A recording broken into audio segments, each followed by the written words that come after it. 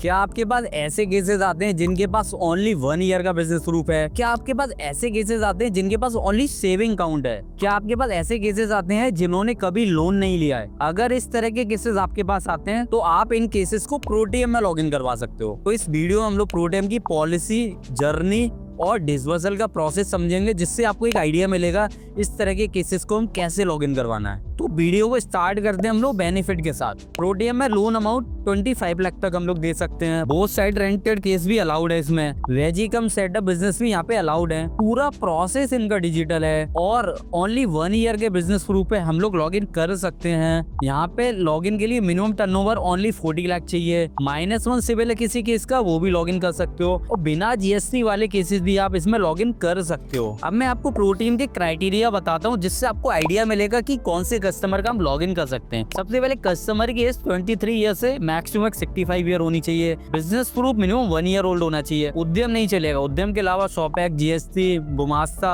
और जो लाइसेंस होते हैं वो होने चाहिए, बट मिनिमम 1 ईयर ओल्ड होना चाहिए। सिविल या तो उसका -1 होना चाहिए या फिर 700 प्लस होना चाहिए। इंक्वायरी लास्ट 3 मंथ में 13 से ज्यादा नहीं होनी चाहिए। उसके सिविल में कोई डीपीडी, डिफॉल्टर या ओवरड्यू शो नहीं होना चाहिए। उसका मिनिमम एनुअली टर्नओवर 40 लाख होना चाहिए मिनिमम। उसके अकाउंट में मिनिमम 15,000 से 20,000 मेंटेन रहने चाहिए। जिसका आप लॉगिन करो उसका ऑफिस और घर का पिन कोड दोनों सर्विसेबल आने चाहिए। अब हम लोग बात कर लेते हैं कि प्रोटीएम में कौन कौन से डॉक्यूमेंट की रिक्वायरमेंट होती है। सबसे पहले Aadhaar card, PAN card, 1 year old business proof होना चाहिए, जैसे Gumasta, GST, trade licence, shop act. इस चीज को आप ध्यान रखना। उद्यम किसी के पास है तो बिजनेस प्रूफ में अलाउड नहीं होगा। 1 ईयर का बैंक स्टेटमेंट होना चाहिए, चाहे वो सेविंग अकाउंट हो, करंट अकाउंट हो, ओडी अकाउंट हो या सीसी अकाउंट हो। और करंट एड्रेस प्रूफ चाहिए अगर कस्टमर आधार वाले एड्रेस पे नहीं रह रहा है। कई बार हम लोग प्रोटीएम में लॉगिन करते हैं तो हमारा केस रिजेक्ट हो जाता है। यहाँ पे मैं आपको ना कुछ पॉइंट बताने वाला हूँ, जिससे आपको एक आइडिया मिलेगा कि क्या क्या रीजन हो सकते हैं फॉर रिजेक्शन। सबसे पहले बहुत सारे केसेस ना हाई ऑब्लिगेशन में रिजेक्ट होते हैं, मतलब उसकी ईएमआई ज्यादा जा रही है जिसकी वजह से उसकी एलिजिबिलिटी नहीं बन पा रही है। कई बार नेगेटिव प्रोफाइल के चक्कर में भी केस रिजेक्ट हो जाता है। कई बार इनका सिविल स्कोर का स्टैंडर्ड भी मीट नहीं करता है।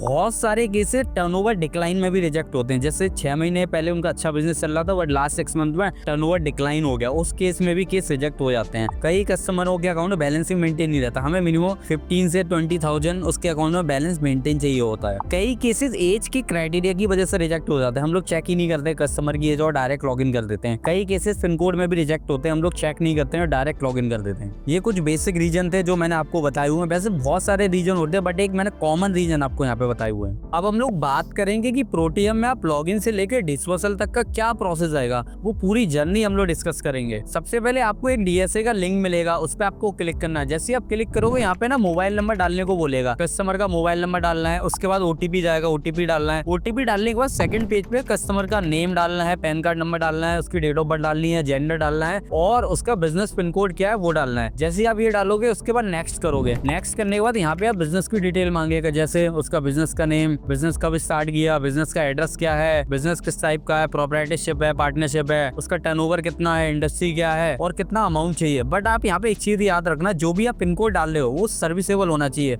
नहीं तो केस यहीं पर रिजेक्ट हो जाएगा। ये डालने के बाद आपको सबमिट करना है। जैसे आप सबमिट करोगे तो उसके बाद यहाँ पे आप बैंक स्टेटमेंट अपलोड करने का ऑप्शन आएगा।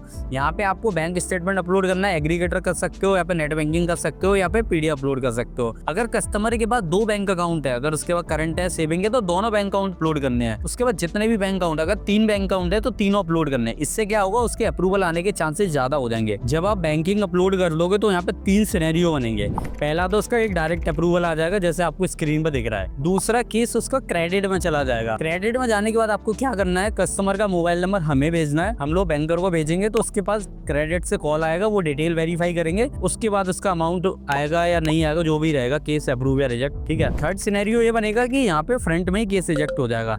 अगर ऐसा शो हो रहा है तो फिर उस केस में कुछ नहीं कर पाएंगे। सपोज मान लो उसका ऑटो अप्रूवल आ गया, उसके बाद की जर्नी क्या होती है, आपको अमाउंट सेलेक्ट करना है, टेनोर सेलेक्ट करना है और हमें नेक्स्ट करना है। नेक्स्ट करने के बाद उसका यहाँ पे डिजी लॉकर करना है, आधार नंबर डालना है, ओटीपी डालना है, उसका कंप्लीट रेजिडेंस एड्रेस डालना है। वो डालने के बाद यहाँ पे ई-मैंडेट सेटअप करना है। जैसे ई-मैंडेट आप सेटअप करोगे उसके बाद एग्रीमेंट हो जाएगा और केस अंडर रिव्यू चला जाएगा। उसके बाद उसका फिजिकल एफआई होगा, घर और ऑफिस का। अगर दोनों पॉजिटिव आते हैं उस केस में केस सीधे डिसबर्स हो जाएगा। अगर आपको प्रोटीएम के बिजनेस लोन का डीएसए चाहिए तो आप डिस्क्रिप्शन में लिंक है, वहां से डायरेक्ट कॉन्टेक्ट कर सकते हो। हमारे पास प्रोटीएम के अलावा और भी कंपनी के के BL के पोर्टल होते हैं, अगर आप कांटेक्ट करोगे तो उनके भी आपको पोर्टल मिल जाएंगे। बाकी आपको वीडियो कैसी लगी कमेंट बॉक्स में जरूर बताना।